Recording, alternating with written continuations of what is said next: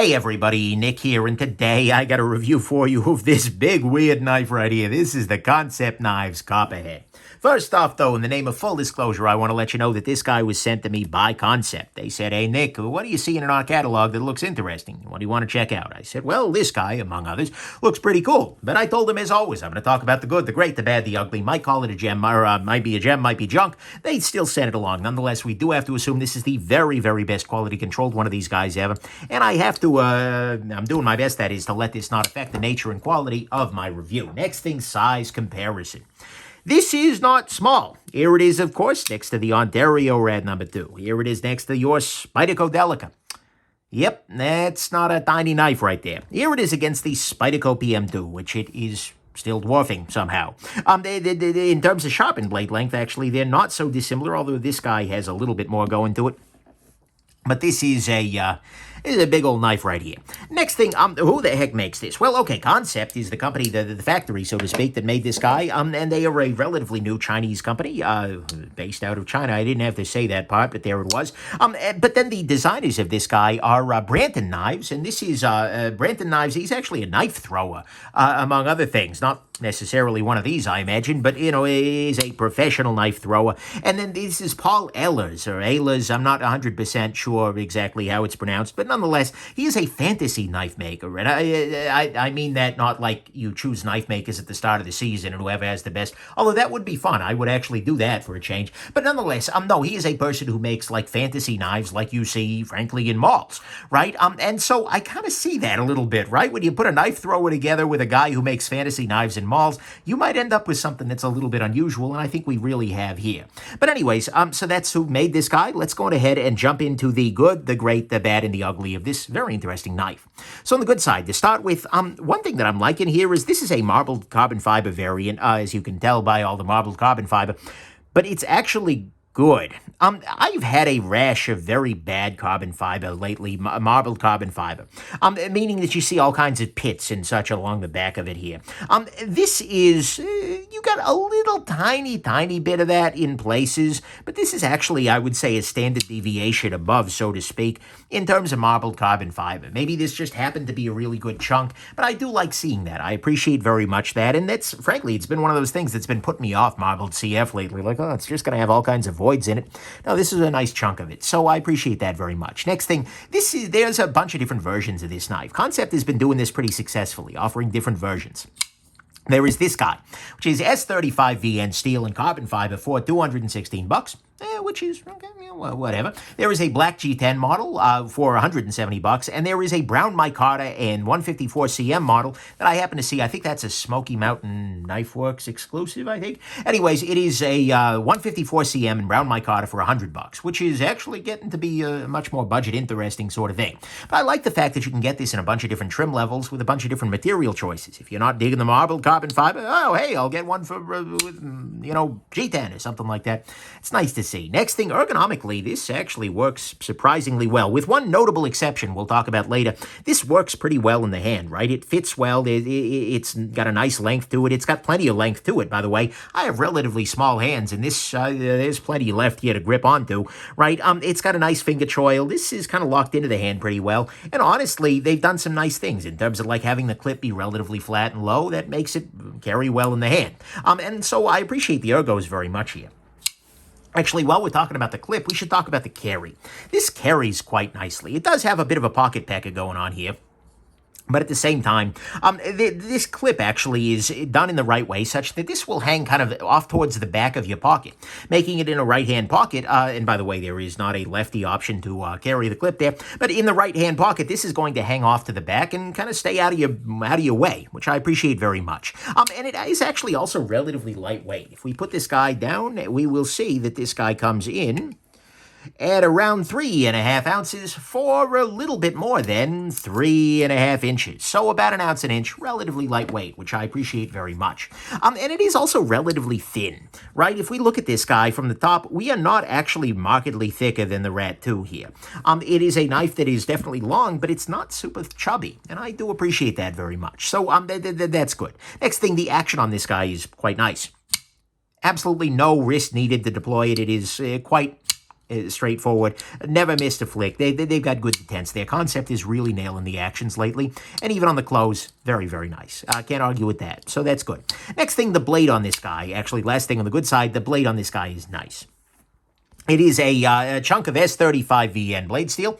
See right there, an S35VN is a great blade steel, absolutely good to go for everyday carry, and it is actually grounded to a relatively thin edge, which I appreciate very, very much, and it's got itself a nice swedge here, a nice, it's sort of a mid-saber grind, but it comes down to a reasonably thin edge, because the stock isn't that crazy to start with. This is just a nice blade done well, and this finger choil also serves as a sharpening choil, which I very, very much appreciate. So to me, at least, the blade on this is quite nice, and to me, all of that is the good. It's got nice blade, nice action, carries well, nice ergos. There is a budget version. Well, actually, there are a bunch of versions of it. And it has some marbled carbon fiber that actually looks pretty good. On the great side, it is very unique, right? There are not many knives out there that look like this one. There are a couple. Hawkbill blades, where it's kind of got this curvature to it, is going to be, well, that's a thing existing, but this is kind of unusual. This is off the beaten path, so to speak. It is a nice and carryable, interesting knife, and I think it does a really nice job of expressing exactly who the makers were, right? Are, I hope. Hope everyone's okay, but it is showing who they are, right? It gives you something that's got a little bit of fantasy, a little bit of practicality. It's unusual. And the thing is, in a world where more and more of the daily knife churn, so to speak, is relatively boring, liner locks and frame locks coming from overseas that are all roughly the same shape. This is not roughly that same shape. This is different. This jumps out at you. This is something that Kansept definitely should have done because, well, honestly, we wouldn't have had one otherwise. So I appreciate that. And to me, that's what's great, is that it is a unique piece that provides something brand new to the market. Well, maybe not brand new, but pretty close to it, if not. Anyways, on the bad side, not the most practical blade shape for a number of things. For instance, cutting onto a surface, a hawkbill blade is, well, just no. And especially with your finger in place, this is a problem, right? This knife with a cutting board, you're only doing draw-style cuts. And that's really what a hawkbill is meant for, is these kinds of drawing cuts across the, rather than, sorts of, yeah. The other thing to remember is that sharpening this is going to be a little bit more difficult in that you can't use, for instance, a stone. If you just have like a sharpening stone sort of affair, I show you a sharpening stone, I bet you know what a sharpening stone looks like. But nonetheless, you're not going to be able to do that because it's a rectangular piece, and rectangular pieces don't go super well with the concave curves, right? That doesn't sharpen well. So you're going to need a rod-based system to sharpen this guy really at all. So that's something to keep in mind. Next thing, this guy is definitely pocket packing a little bit. It's got a flipper tab hanging off the back there. Is it the end of the world? No, and it's positioned such that the flipper tab is kind of hidden away down there. But still, it's a thing. Next thing, this guy has 0 lunchroom acceptability factor. What I mean by that is if you take this guy out at the lunchroom at work, presuming that you were eating lunch at work again, yeah, that's gonna have people diving under desks, right? It's gonna be a factor. This is going to do a lot of people scream, "Oh my God, weapon!" when a lot of stuff is really not, right? I mean, this is a knife you can open your freaking chip bag with. This one is going to send, a friend from accounting diving under the table. Sorry, friends of the world, but yeah. Anyways, so that's definitely a factor. This guy is not going to be super well polite for certain situations. Next thing, speaking of impolite, this guy impolitely goes just over 3.5 inches. Meaning that if you're in an area where 3.5 inches is a relevant legal line, you are going to be troubled by that. And especially given that this is something that a DA is going to look at and go, "Oh my God, weapon!" Yeah, that's a thing. Anyways, I digress. Next thing, unfortunately in the disassembly, this guy did not make my life particularly easy in that it drowned in thread lock. This guy was absolutely swimming in thread lock. And more importantly, it had a free-floating stop pin. There is an internal stop pin. You can actually see it right in there.